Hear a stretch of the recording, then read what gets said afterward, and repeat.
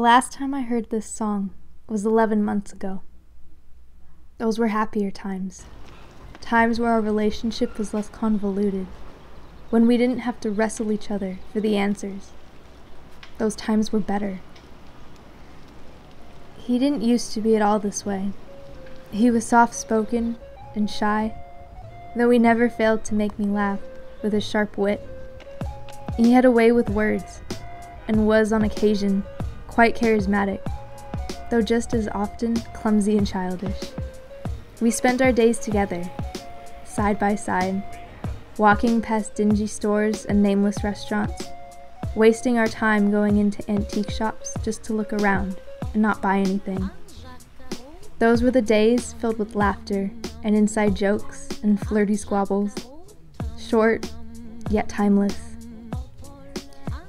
To the casual observer from the outside of our little bubble, we were hooligans, throwing away the precious resource of time. Not to say they would be wrong. We did spend a copious amount of time together, but I liked it.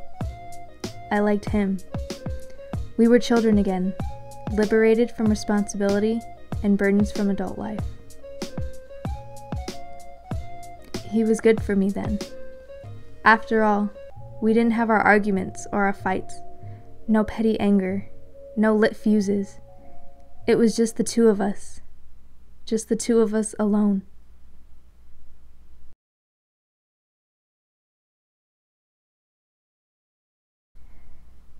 The first time he played it for me was 3 years after our relationship began. I don't remember the name of the song, but it was pretty. It was like him, quiet and yet well-worded, charming but naive. We sat there in the shade of the trees and listened to him play. That song is what brought us close. It held us together, like pinkies embraced in a promise.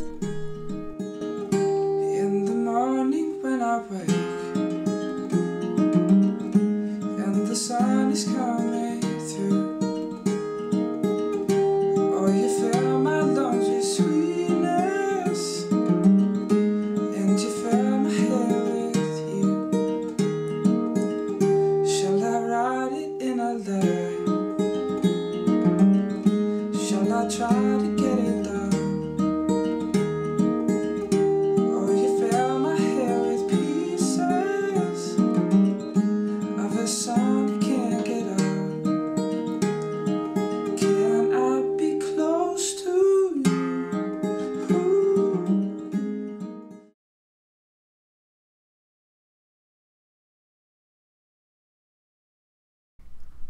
Our relationship began to bloom in the following weeks.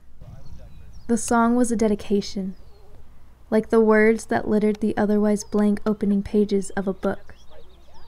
It was a toast, a glass of champagne raised toward who we were, who we would become, to us. Thus, the time we poured into each other became more and more meaningful over the months. We grew even closer, slowly erasing the distance that defined us as individuals against the stark background of society. We were happy, untroubled by the world spinning around us, foolishly dancing in the eye of a hurricane. But the day came that we were inevitably caught by the surrounding storm. That was the day that we began to change, the day we began to fall apart.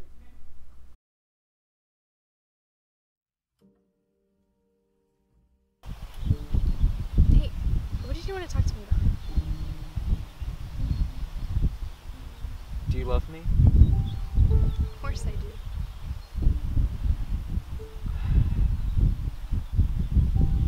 I get a job offer.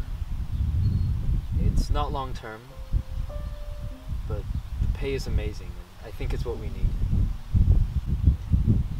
I'll be helping negotiations with my company, and if they go through, we'll become huge. It's 40 grand. That's great. Everything seems to be coming together now. It's in Singapore. Singapore? How far is that?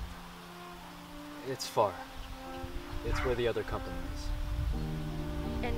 for a month? Yeah, that's right. It's for a month? That's a really long time. Yeah. Isn't there another way to get the money? None that I see. Marriage doesn't come cheap. It took a lot out of me just to get that engagement ring. There has to be another way. There's no other way. I mean, maybe I could get a job and we could take out loans. I know my parents said they would be more than happy to help us. We don't want to make your parents pay for the wedding. You don't want to make them pay for the wedding. Can't you understand? We need help. Listen, if you really want us to be married in 3 months, then I have to go. Don't you understand what you're doing? You're leaving during this engagement, our engagement.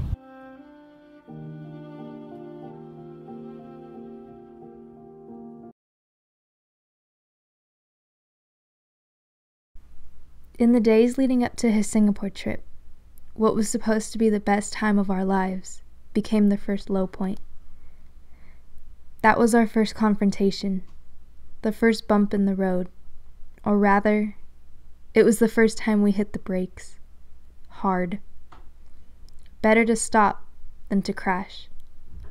The first time we hit the brakes jolted us from our fantasy, plucking us apart and redefining us as strangers. We grew apart from one another.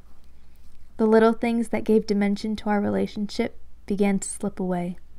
His songs, the funny skip in his step, our sleepy Sunday afternoons.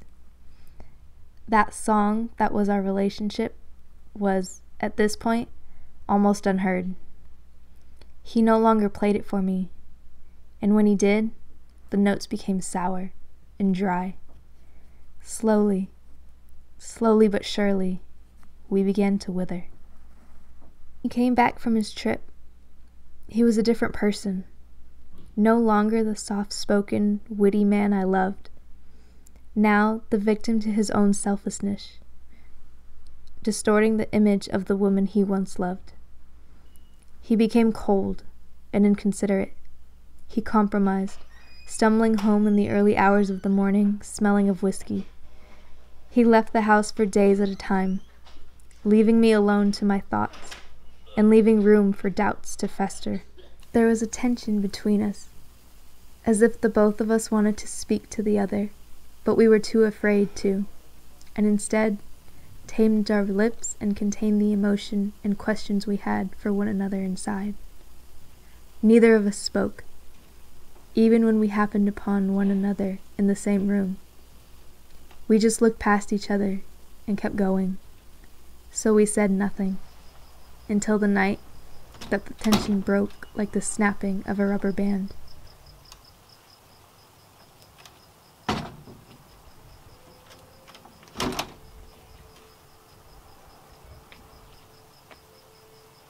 Hey, we need to talk.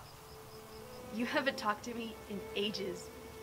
You haven't even looked at me this whole night. Talk to me. Did I do something wrong? Did I do something to make you angry? Tell me. Tell me. Ever since that Singapore trip, you've been a different person. I don't know. What? I don't know why we're like this. Ever since I left. I don't know myself. I don't know how I think. I don't know why. I don't know who we are anymore. We can go back to what we were. I know we can. We made it through this long. How? I don't know who I was back then, and you don't know who you were back then. How are we supposed... I know who I was. I was the person that fell in love with you. And you fell in love with me too. Yeah, well, look at us now. The past doesn't even matter anymore. And even if we go back, what if this happens again? Don't say that. What's stopping us? What's stopping us from becoming this way again? Look at us. What part of what I'm saying isn't true? What part of what I'm saying isn't a possibility? Don't say that. Why not? Because it's the only thing I have left to hold on to. What about our plans? What about our future together? All the things we talked about. All the things we talked about? What we talked about didn't happen. What we talked about was a child. It was our child. It was a miscarriage. It was our child. The one that we both lost. But you left me alone, like it was my fault. You were what? You were supposed to be here with me, but you weren't here. You're never here.